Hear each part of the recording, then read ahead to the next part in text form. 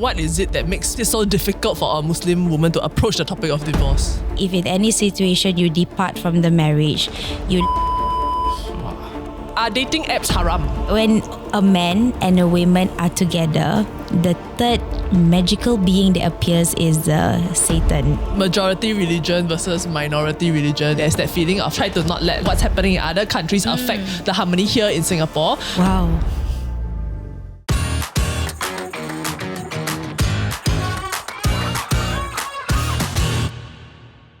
Welcome back. If you're joining us and you notice the title actually says part 2, there is a part 1 and you should go and watch that so you don't feel like a bit lost here, right? But if you're here joining us continuing from part 1, welcome back and welcome back to Ustazah Liyanah. So let's jump right into the first question. One thing I noticed with like a Muslim marriage, right, is that there was 10 minutes before the vows where he's explaining how and why the woman can leave the man. Yeah. And I thought that was fascinating. Yeah. No other religion I There you saw, go. where they specify, if you do this, your wife can leave you and it's Yes, legal. it's Yeah, part yeah. I thought of that was the really cool. contract. It's like warning him. It's Yes, actually quite correct. female friendly. It's actually part of the contract that has to be read out, recited, and everyone who's available presently witness it. So basically, if in any situation you depart from the marriage, she has no explanation whatsoever, you lay a finger on her, she has every right to complain about this to the court and seek support from the court. So that was being mentioned. So that recitation or phrase is being connected to the vow of the marriage. So you cannot just officiate the marriage without putting there and declaring it out there. And he has to affirm that he has received it, and then everyone who is available witness it, and then the marriage can continue. Is this a modern thing? Like, has this part always existed? Yes, it's because for us, we believe that the marriage is a beautiful bond that is witnessed by God. It's not like any other contract. Yeah, it's not like, okay, I want this office, I give you 2 years. It's a bond that is officiated by the witness of God. So everything from the start, even when you want to nullify the marriage, there are proper ways to do it. So even with this, then what is it that makes it so difficult for a Muslim woman to approach the topic of divorce? When I look at the cases in my clinic, mostly chose to stay in an abusive marriage because they don't want to be alone. So the familiarity of being with a person whom you know the flaws of that person is safer for them than to start a whole new life on their own. Because there's financial situation that they need to think about. Where am I going to house my children? What if I lose the house? My name is not part of the house. I have never worked before. I'm not going to attend weddings with alone. I don't attend weddings ever since my divorce. I'm afraid because there's just discomfort in that. So when we look at we have around 400 cases now, active cases in Haya. What's normal is that they prefer to be exactly where they are because starting over on their own is terrifying. Exactly. So for the spouses who are abusive, what tends to be the trigger? Because we know that, the Holy Book says this, the vows say this. So why is it that abuse still happens? Hey Denise, yesterday I was out and someone asked me, Hey, are you Alison from the Daily Ketchup? and I was like, oh yes, I am. And then they asked me, Hey, you know where's the check drop box is? and I was like, huh?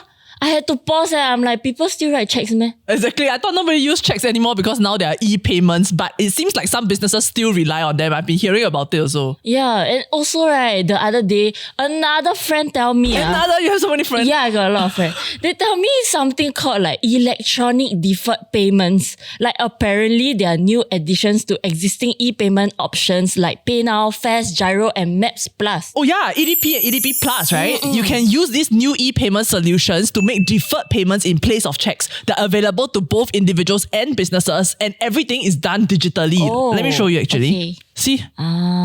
It's so straightforward, less manual work and easier reconciliation with records. Plus, there's full traceability, which means you can see exactly when and why a payment was made and who the payer and payee are. I'm also seeing here, right, that there are real-time status updates for both payers and payees. That's so useful. Exactly. And businesses do take note, from 1st Jan 2026, banks will stop issuing new Sing dollar corporate checkbooks. And from 1st Jan 2027, no more processing processing of Sing dollar corporate checks at all. Wow, that's quite soon Is it easy to make the switch? It is. You know, I was just showing you, right? EDP and EDP Plus are readily available via the digital banking platforms of 7 banks. So there's totally no sign up needed. You can visit abs.org.sg/e-payments or speak to your bank representatives to find out more. So go digital today with smarter, better, faster payment solutions. Yeah! And go back to the episode. Yeah! And another friend. Because we know that, you know, the Holy Book says this, you know, the vows say this. So why is it that abuse still happens? Different situations, Denise. There's addiction. Financial is another issue. Loss of love. For people is but that is the main cause of it. The cheating comes because you just don't feel the same way to the person you're married. People think that cheating is the main cause of divorce, but it's actually incompatibility. So for example, the woman suddenly now having 5 different businesses under her, and then the man is still comfortable being a barber. So that was a huge conflict. Like, I'm the man of the family, I should feel important. And here you are bringing home tens and thousands of dollars, and I struggle to even have 5 clients. Yes, you're But right. is there stigma around, like, let's say in the example, right? Let's say they get a divorce because of incompatibility.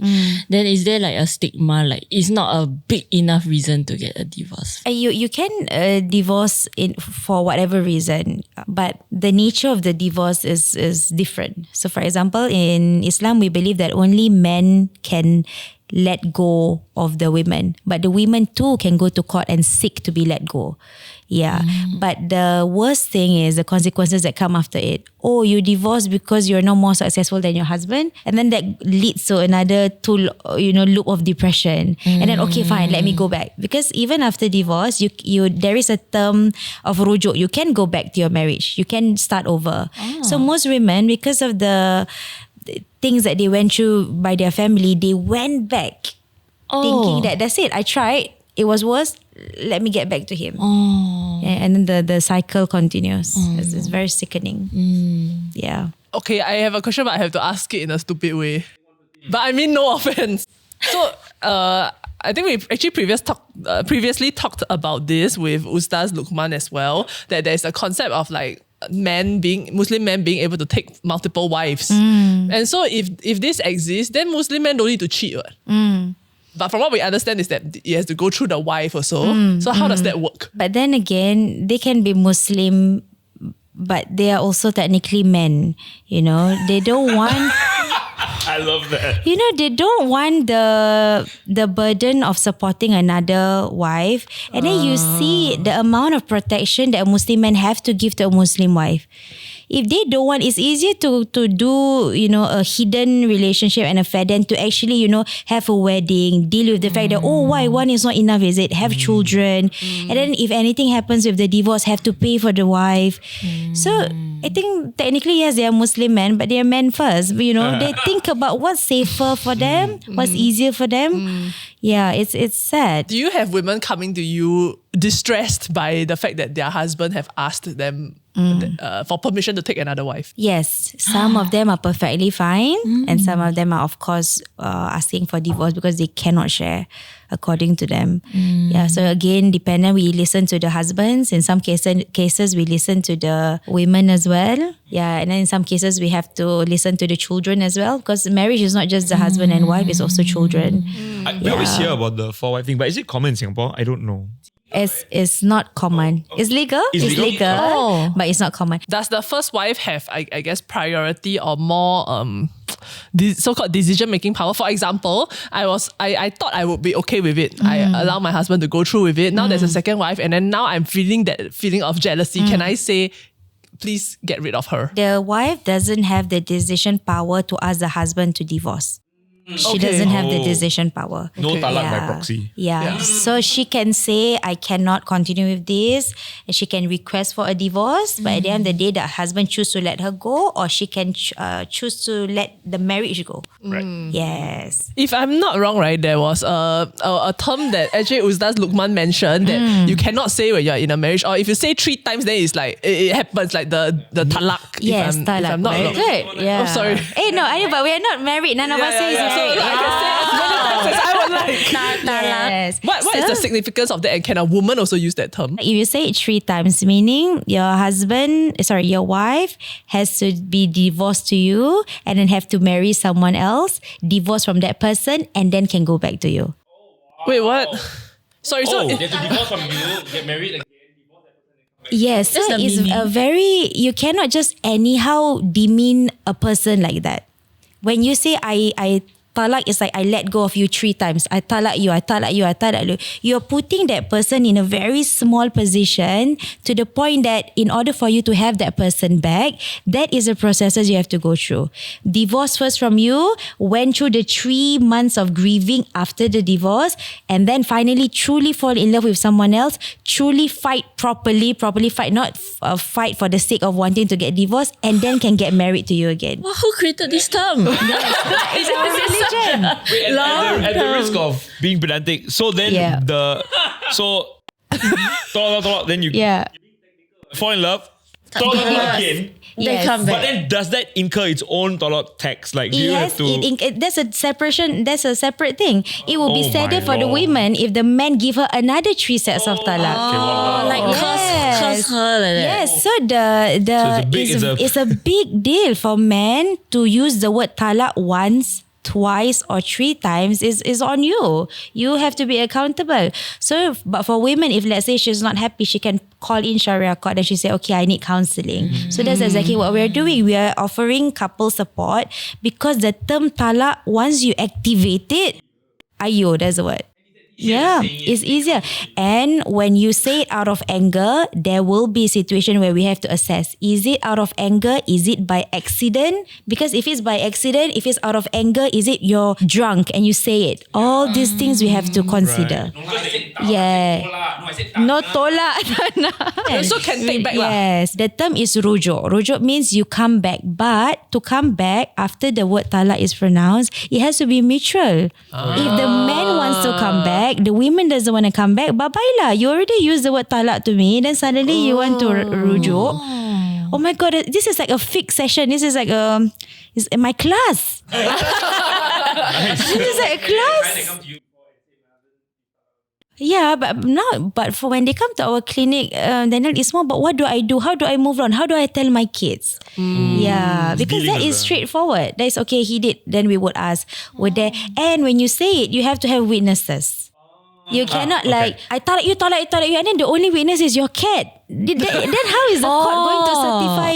Like I said earlier, marriage is a bond, is a contract that is witnessed by God. It's so holy, it's so sacred. So to nullify it, you cannot just throw someone else's life and honor just like that because of one anger. Because of one frustration. So actually an entire chapter in the Quran about talak. How do you do it? Talak. How to do it? Yeah. Basically like not to encourage people to do it. Like the boundaries that you cannot cross beyond. Yes, this is given to the man, but that's why it's difficult. Before you officiate the wedding, you have to read that statement out loud.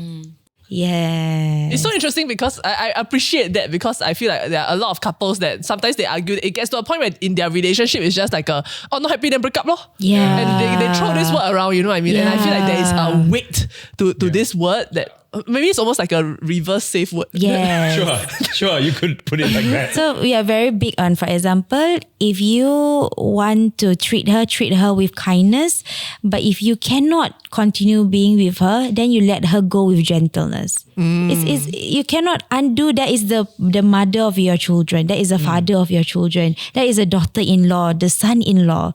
So even that's why it's frowned upon. It shouldn't be easily used. So if mutually have agreed to not continue, go to court, submit the application. So instead of talak 2 or talak 3, it's just the first one, the first layer. And then even after the man has divorced the women, the man has to continue supporting the women even after 3 months, for example.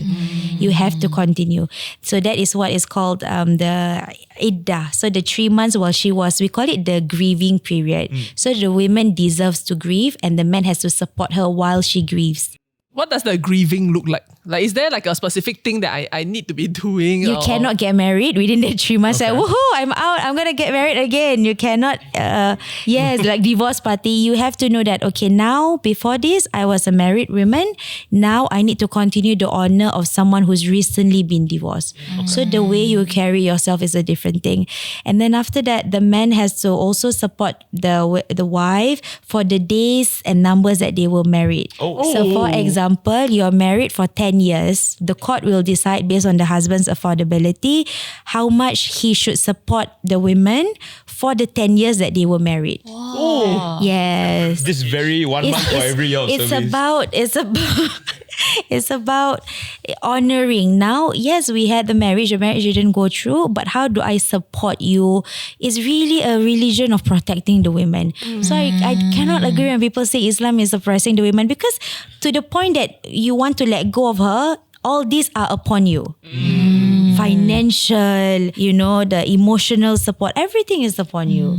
Unless the woman is saying, I don't need it, I don't need this. Okay. This is due upon me.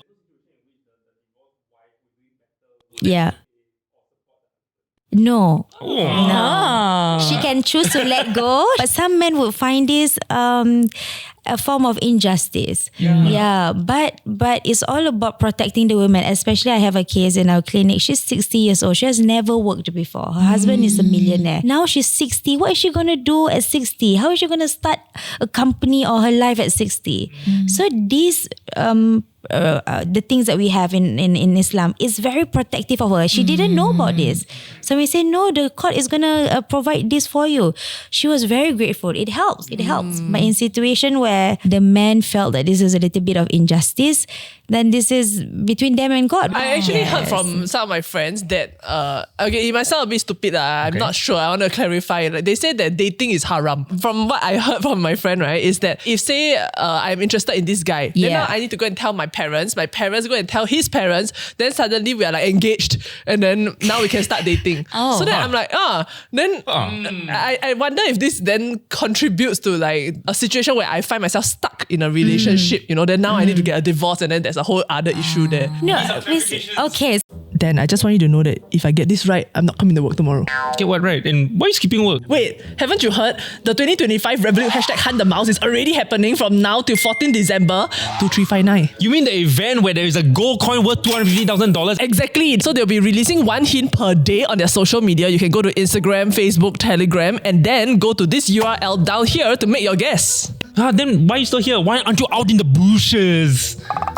Fine, I'll tell you, but don't tell anybody else. So this year, they actually released a new prediction-based category. You can play online, follow the clues and hints, and try to guess where the gold coin is. And if you are within a 20-meter radius, the first 10 people that manage to guess that will share a prize pool of 250k. Which also means if you are the only person that is within this 20-meter radius, winner takes it all. That sounds amazing. Is it free to join?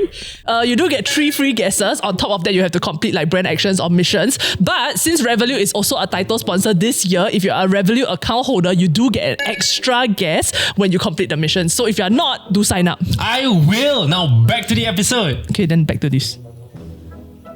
So we believe that when a man and a woman are together, the third magical being that appears is Satan. We believe that. So the Satan is whispering like, oh, touch her hand.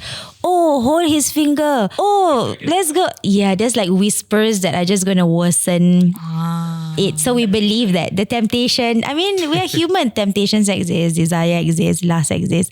So we believe to stay away from that, get someone. It doesn't have to be your mother or father or your grandmother. It can be a friend. Let's say I want to get to know someone, I bring Edison. No, I understand the intention is that you have a chaperone to make sure there's nothing hanky-panky, nothing. Yes, but then again, chaperone on physical session is very different than online.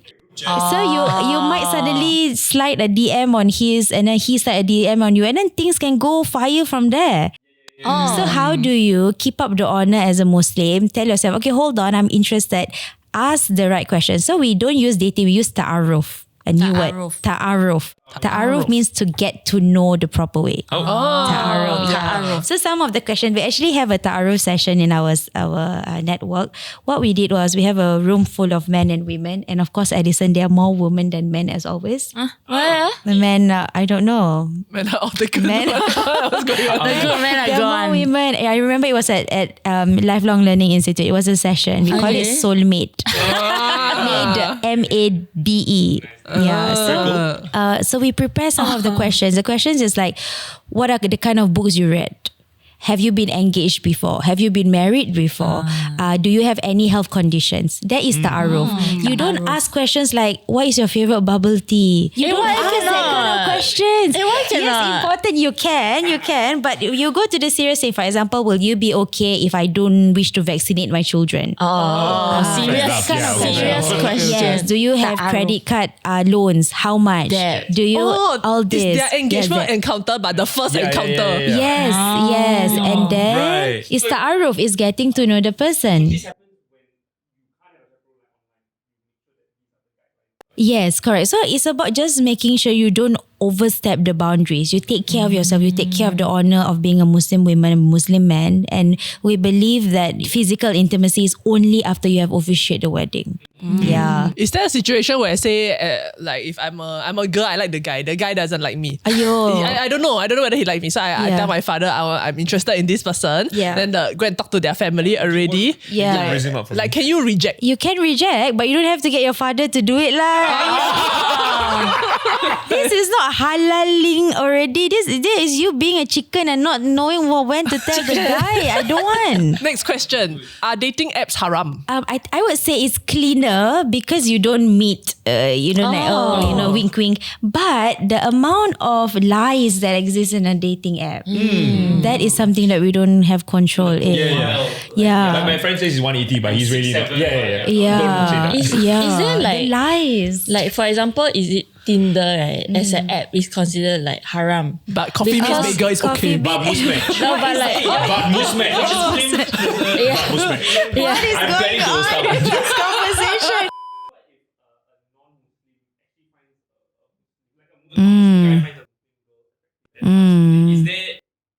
Yes, please. Very interested. Yes.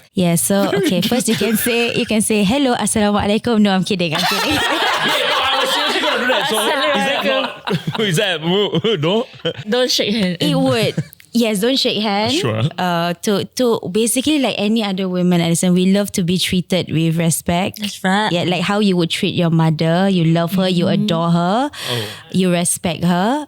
So we believe that when you go straight to our father, which is the main person that is going to officiate the wedding, we're like, wow, he's serious. Yes. But then there is another conversation about whether are you interested to change religion. That is another thing altogether. One of the things I always get is, can I attend a wedding that is a civil marriage, not under a Muslim marriage? So how is it? Yeah, it's different topics altogether. Yeah, so for example, in some cases where parents feel stuck, their daughters chose a non-Muslim partner.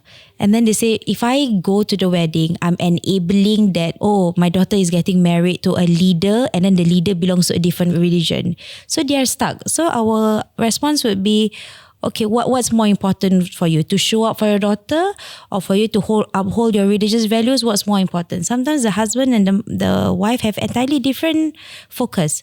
So let's say the father will go, but the mother will not go. Sometimes the mother will go because they love their daughters, but then the father, who technically he doesn't have to officiate anything because it's a civil marriage, he's not needed, he wouldn't come. But I think that maybe the feeling that's attached to that is, am I a less good Muslim if I choose I just want to be there for my daughter and therefore I am there, Yeah, no, but like I said, there's no straight answer to that. You cannot, just because you attend that wedding and then you leave the church, that doesn't make you a lesser Muslim. But you need to be prepared if people are going to haunt you for it. You attended the wedding, you are there, you are smiling in the pictures, you enabled it.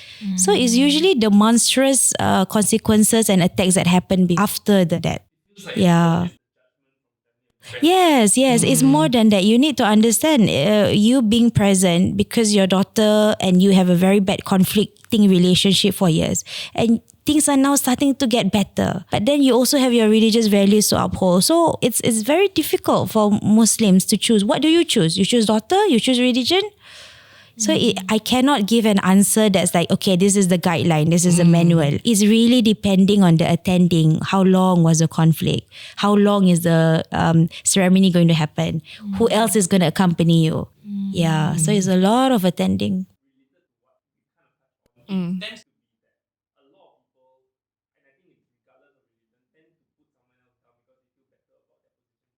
Yeah. We'll always post a picture with his daughters under a Christmas tree. Yeah. And usually Liverpool will lose the next match. And they'll lose the match. And he also garner an he and his family will Why garner he insists on incredible doing amount of this? hate. Okay. But this to me is people will call him, you are the worst Muslim of all time. Which is such a ridiculous statement to make. They're just trying to feel better about themselves. By saying and not realizing.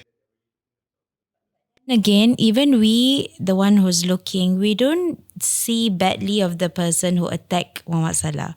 Because like, oh, he's going through something else. So perhaps he's in a difficult position. Or perhaps he's lonely, that's why he's needing attention. So the amount of good excuses that you have to come up with as a Muslim is beyond that. You have to constantly like, I see Raja, I have to like, oh, Raja is a good person. I have to constantly believe that. So even if Raja, can I believe? It sounds so difficult. You're like, I have to really look for the best part about this guy. No. I'm Looking so at him, sorry, he's Raja. It's about you cannot think yourself as a better human being. After all of you are human beings.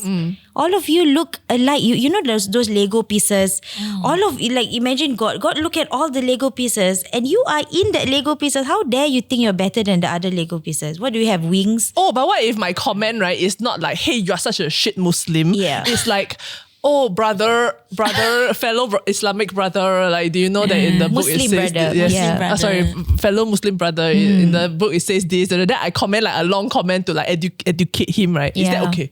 In the name of religion, still you should never shame others. So I'm just trying to help him, like remind him, you know. I'm not. Yeah, it could be a DM. But he's not gonna see my DM, what? It could be a DM. Okay. I think God will know your pure intention. Yes. So that is our prophetic teaching. If you see something that you disagree with that goes against the religion, the first is to remove it or change it using your hands. If you can't, use your mouth by speaking or reminding. And if you cannot, the last part is to actually pray for that person. Example, I see a student who's struggling with smoking or vaping, and then what I would do is I would like, for example, come, give it to me. Let's say her name is Noor. Noor, come, hand it over. I cannot, so I cannot. Come, hand it over. Don't worry, hand it over. So that is changing with your hands. If I have the authority and if I'm not shaming that person. But if it's in public, I cannot suddenly on stage go to her and like give me over. You're shaming. You cannot put that person in a spot in the name of religion. That is not you know, no matter how you put it. Oh, I care for his lungs, but you're shaming in front of the whole crowd. Oh, I care for this person, but then you publicly repost that video and shame him further. Then what's the point? Interesting. I'm quite curious, like, what does taking accountability look like to a Muslim? Wow. That's a therapeutic question. I need to start a journal. You can start a conference. Wow. I'm going to do a convention on that. Denise, I'm going to do what is accountability? Putting out your drink. Wow. Denise, that's a gorgeous question. How would you guys answer that? In my head based on conversations with friends, I feel like the accountability seems like for me like in the afterlife. Oh, okay. Because at the time, like when I was having a conversation with my friends, right, then I asked them about drinking. Like, drinking is bad, and I asked like, what is the consequences? Then they told me something like 1 drop of alcohol equals to 70 or don't know how many years, like walking on this like hair thin line in hell, and it's like very painful, like because it's hair thin and every step will be painful. So they say every drop equals to how many years on that line. And I was like, oh my god. Then I like asked like, oh, then eating pork, like what is the consequence or something. Then they tell me something. I forgot. There's another punishment like something like, or maybe you drink alcohol, then you have to drink the sweat of people in this river. Ayo, even I first time I heard that. Sweat from I which don't know. river? My friend told me, then I was like, wow. Ayo. Yeah, so to me when they explain, right, it sounded like the Hapao Villa, like the levels in hell. So I thought like to Muslims, maybe like the accountability is like they in the afterlife, like if everything that they collected, right, it will reflect in the afterlife. Yeah, so we are very big on paradise and hellfire. In our book, there are around 66 verses to describe the paradise and around 77 verses to describe the hellfire. No, guys, stop. That is prime sin. Is it Jannah and Jannah and Jahannam. Jahannam. Not bad, Raja. Jannah and Jahannam. So Jannah, it comes from the word like jinn, right? It's a jinn. It's like it's beyond your imagination how beautiful it is. Jannah, jinn. And then Jahannam is the places, the 7 layers of hellfire. So there are some verses in the Quran that even when you remind them of the beautiful paradise awaiting for them, they still don't let go of the bad things that they're doing. right? But we are very big on the concept of repentance. Okay. Like every single day, we are supposed to repent again and again and again. Even our Prophet, he would repeatedly recite the recitation of repentance. So the idea of repentance is to come back to the nature of your true self and to come back to God. So we believe that human is, you're actually innocent, you're actually pure. So when you do something bad, you are actually transgressing beyond your natural self. So you just repent, just come back to God, and you're as good as new. Yeah. And the idea of this repentance, I think, goes beyond just adherence of the faith. It's like a non-Muslim, you say Shahada on your deathbed, you are accepted. You're new. You're basically reborn. new. You're reborn. If you come to the religion, you're basically, okay, you're like a baby. You're clean, you're pure, you're innocent. We welcome you. Yeah. So we believe that, some sins, they make you closer to God than someone who doesn't sin at all.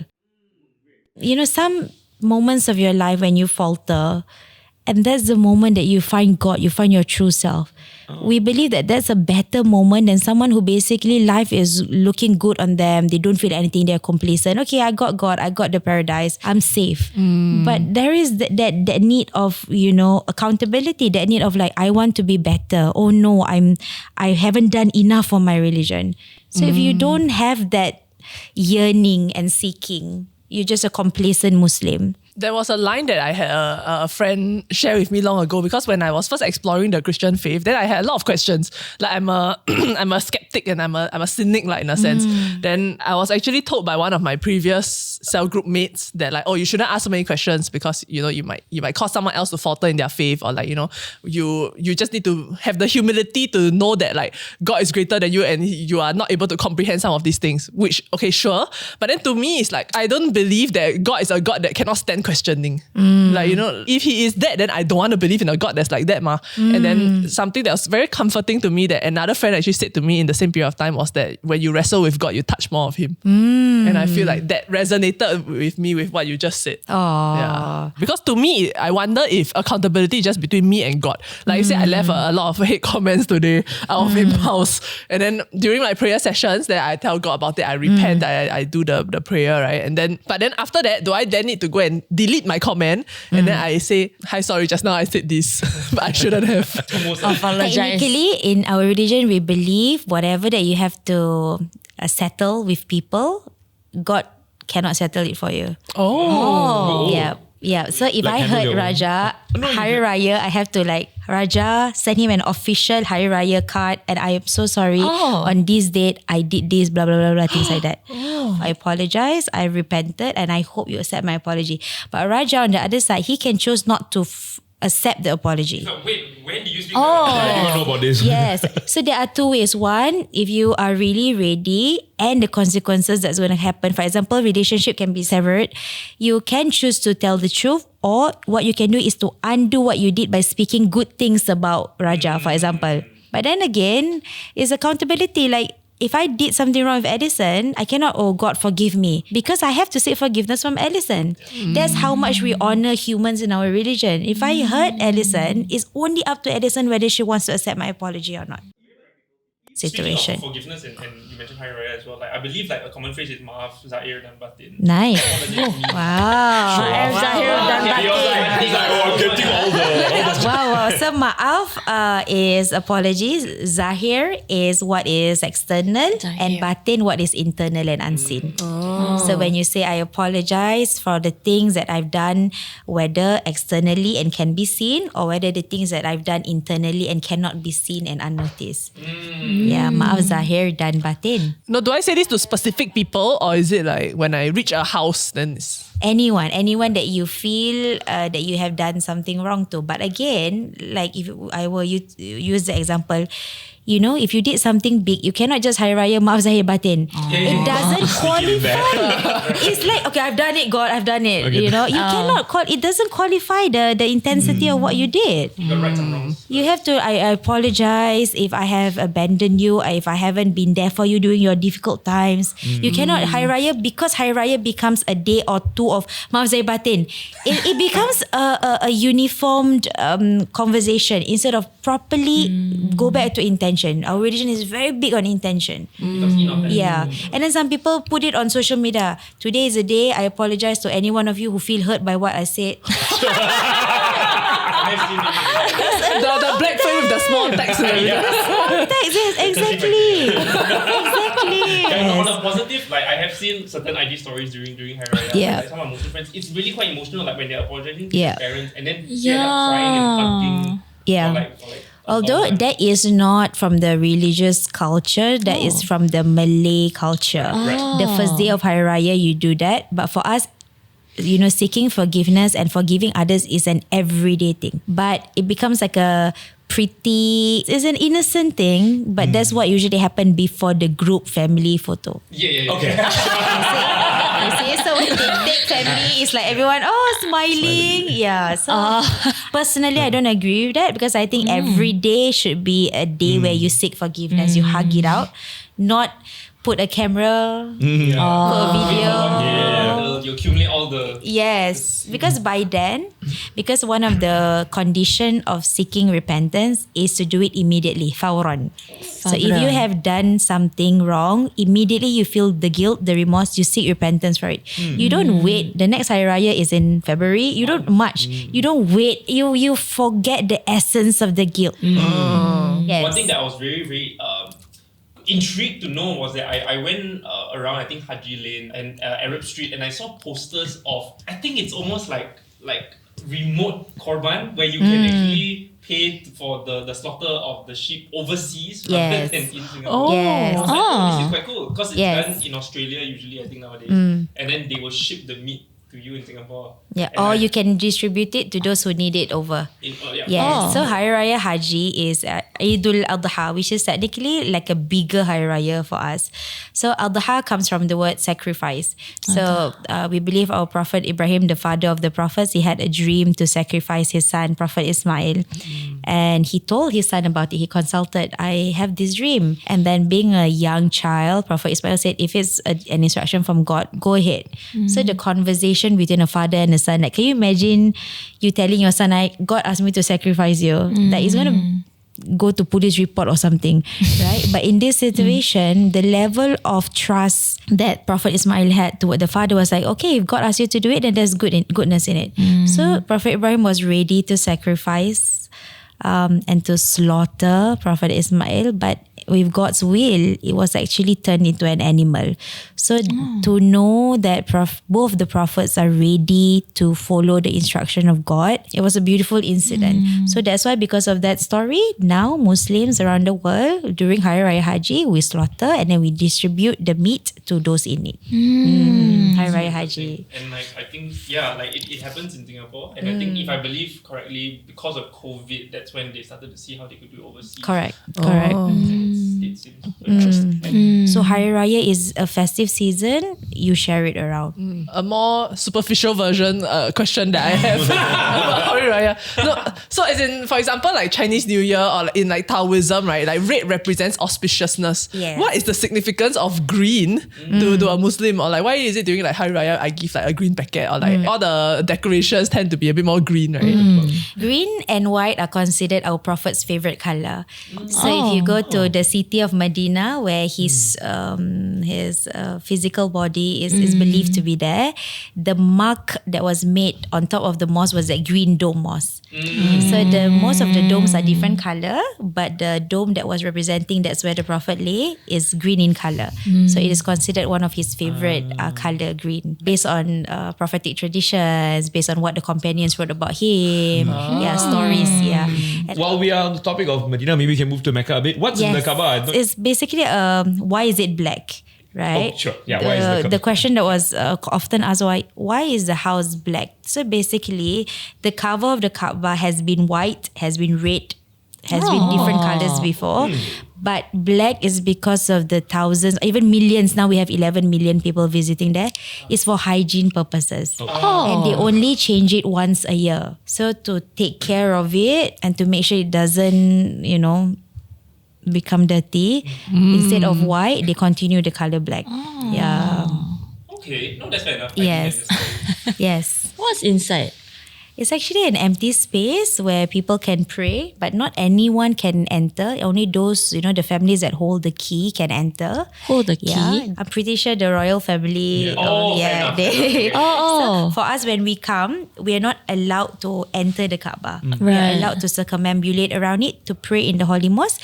But in the prophetic narration, we believe if you pray at the mosque, you get 100,000 rewards, not inside the Kaaba itself, but the vicinity of the mosque. There's something on one of the walls, right? Oh yes, it's a black stone.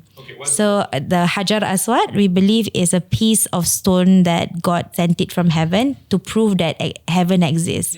But it's actually pure, but it turns black because the amount of people who kiss it, touch it, the sins that they carry, it has absorbed. Is it a must for every Muslim to do a pilgrimage? To touch the Hajar Aswad, you mean? No, it's not a must to touch it, but go to only for those who are able to afford. So that some people, they really want to go and then they borrow other people money. That's not advisable. You can be a good Muslim by praying in Singapore, by practicing good values in Singapore. I mean, even if you can afford, the wait list is like 60 no, or something. There are two different pilgrims, so the major one and the minor ones. I'm leaving for the minor ones in 2 weeks' time actually. So I'm excited. That one you can go around the year. Okay. Yes, the minor one slightly more affordable, 5K for 12 days. And what does that look like? Because usually what we see in the news or like photos, it's usually there's like almost like a circle. Yes.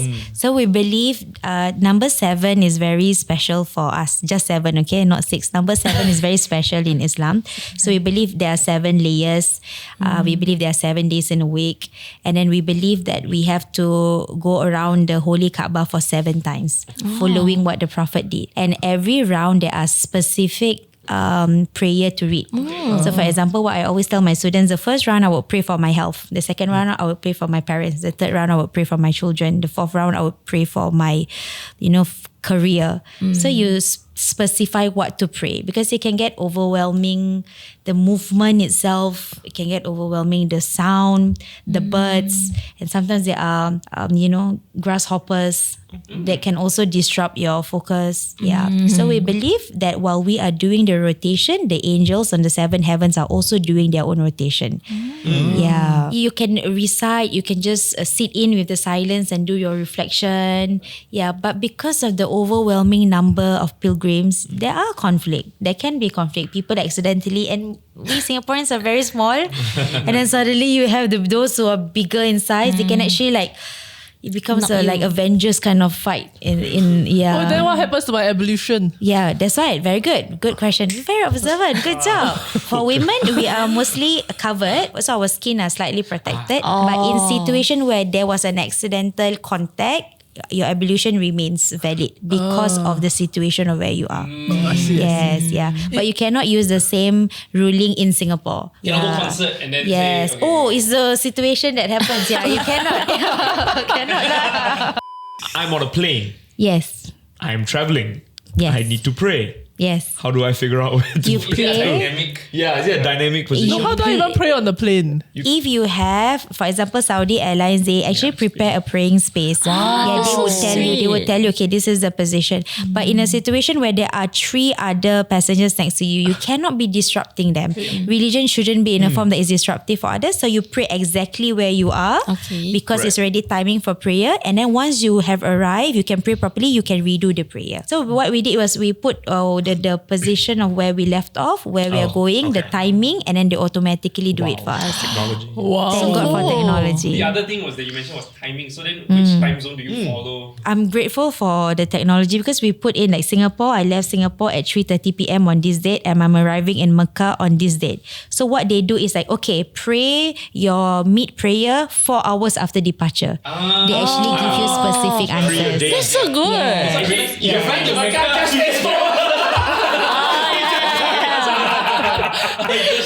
But not too early. Because when you take out Changi, you're going south. Then you got to Yeah, so it depends. But it shouldn't be a burden because technically there is a form of leniency for travelers. Right. Yeah, so you can pray before you fly and combine the prayers, or you can pray however position you are and then just pray again once you have landed. I think it's quite interesting how you mentioned just now, like when you, for example, you want to pray on a plane, you're not trying to disturb the people that are around you, right? Because I think there's an ongoing, very real conversation with regards to refugees who are all moving into Europe and all that. And there's quite a bit of, I guess, disagreement of people feeling like this is our country, we have our culture that has been ongoing for like hundreds or thousands of years. And then there's a new group of people, different ethnicities and everything that are moving in and they're asking for certain, I guess, like concessions or rules to cater a bit more to them or to help them still be able to live their lives in a different country, you know, and there's a bit of like a conflict there. How do we manage that? You know, we are very big on harmony. That's the purpose of the congregation prayer 5 times a day. It's like everybody put everything aside. The timing of prayer has arrived. One leader to lead the recitation of prayer. Everybody follows that. So if the harmony can be affirmed during the 5 daily prayers, so it can be in other matters of life as well. Yeah, but then again, if cultures clash, go back to the religion because the religion always provide a safest net for everybody. Yeah, because God is not gonna like, hey, how come you never give your prayer at that point of time? You don't put it as a burden when it's not.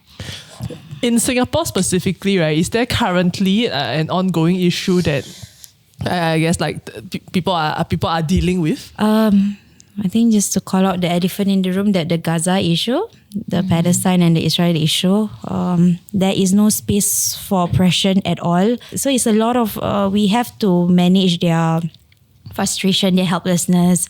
There are some of the sisters who have to get themselves checked in A&E because they are so breathless, they don't know what to do. So we tell them not to watch the news because the news is going to mess up with your sanity. So we come in, my team and I come in to tell them, okay, you got to stop. If you cannot absorb the news in a proper way, you need to stop watching it. It's very sad because so besides donation, Ustazah, what else can we do? Besides prayer, what else can we do? So what you see is the mosque working together to offer prayer spaces and prayer timing specifically for ease of what's going on. Yeah. I think my focus is, yes, a lot of things are going on at that side of the world, but you cannot dismiss the current realities of Singapore as well. There are poor Muslims, there are poor people in Singapore that's needing help. There are divorce cases, there are children getting bullied, there's suicide happening. So you cannot, as much as that's important, but you cannot dismiss the problems that are much, much nearer to you. Interesting, because I think we always talk about like majority religion versus minority religion in Singapore. Like there's that feeling of like, okay, like we put Singapore first, like let's try to not let like what's happening in other countries affect the harmony here in Singapore. But I think you brought up a very interesting point that even within the religion, there are 2 sides to it. Yep. Just have some quick fire questions. If, for example, I see my Muslim friend eating something that actually contains pork but they didn't know, or like gelatin or whatever, right? Yeah. Should I tell them? Like, do they rather, is it better for me to tell them? Yes. Just like what the tier saying, immediately you can take it away. Hold on, look, or don't take it away while they're eating. You can show, hey, this one got gelatin, for example. But they already eat. Yeah, it's okay, stop. You don't have to continue with it. You don't have to finish it. So to stop it then, but in the most gentle way. Not in a shaming way. Yeah. So don't like, Ayo, haram. You vomit out. vomit Because on the other hand, it's like ignorance is bliss. You know, Yes. they didn't know. Then okay, next time just tell them not to eat this thing. You know. No, we would appreciate to be told. Yes, definitely. Is perfume Yes. bad when Because it's there's alcohol? Yes. So the reason why we cannot drink alcohol because it gives that loss of consciousness. Okay. So we want to constantly be in the state of clarity in decision making and treating with others. But the ones that are in sanitizer and everything is perfectly fine. Like the ones in perfume is perfectly fine. But if let's say it's pure Heineken, is that how I say it? And then if it spills on you, you cannot pray with it. Because it's considered not pure to bring that to prayer. Okay. As for dogs, right? Why Muslims The cannot touch saliva. the saliva? Yes, so because it's wet, so similar. So what we do is basically we find clean salt to clean the hands with, and then we can pray already. Yeah, it's not like we are disgusted by dogs. No, dogs are adorable. But basically for prayer purposes, you cannot, the parts that you have touched the saliva, the wet part of the dogs, you cannot bring it to prayer. Because we believe dogs fall under the same category as porks and pigs. We believe that the nature of them is not as clean as other animals. So is it right then, or is it okay then to have a dog as a pet, but to constantly clean? Yes, correct. Especially in the Arab countries that I studied in, they have dogs who take care of their huge mansions. You cannot have a cute cat to take care of your huge mansion. The cats don't do anything. That's true. Yes. So they have dogs who take care of the huge mansion strictly for security purposes. Yeah. How about pigskin handbags? Cannot because when you hold it properly, then when it goes to your prayer space, yeah, Yeah, which is why cannot buy. like, so that Yeah, I think in cannot buy. Oh, okay. I don't know. Yes. in certain places they will have a big label that says Yes, correct. I mean, there are other skins that will not cause us hassle when we want to pray and everything. So why choose that? Yeah. Yeah. Okay, I only have Christian examples because I'm Christian. But I'm curious, like your point of view in that. For example, for Christians, we have like a favorite verse. Do you have one like from the Quran, and what is the significance of it? This is from the longest chapter in the Quran. This has been my favorite verse to share. Every time people feel that they don't have a place in religion or they don't have a place in life or suicide ideation. I mean, people sometimes they're so stressed out in life that they just want to end it, you know. So this verse always, it's a companion to me and for them as well.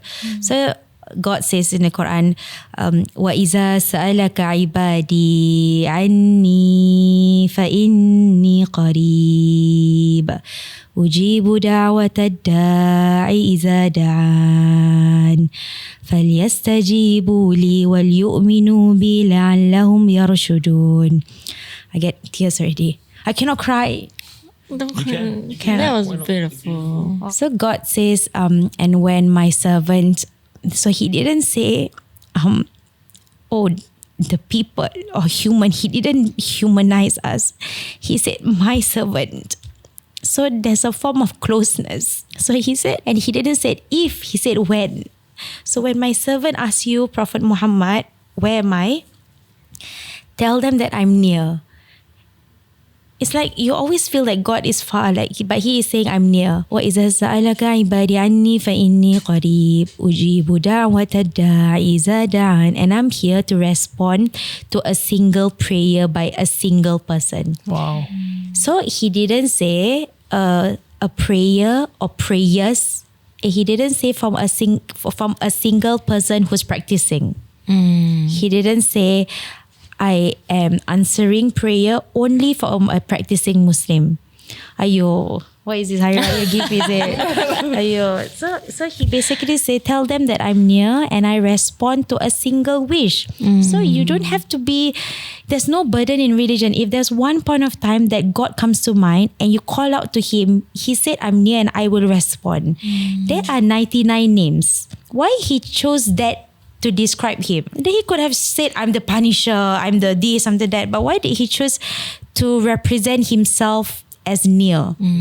So that verse always give a sense of belonging to those who felt lost and stuck. That is my favorite verse. Wow. Yeah. Thank you for sharing. Thank you so much. I apologize. Oh my God. Yeah.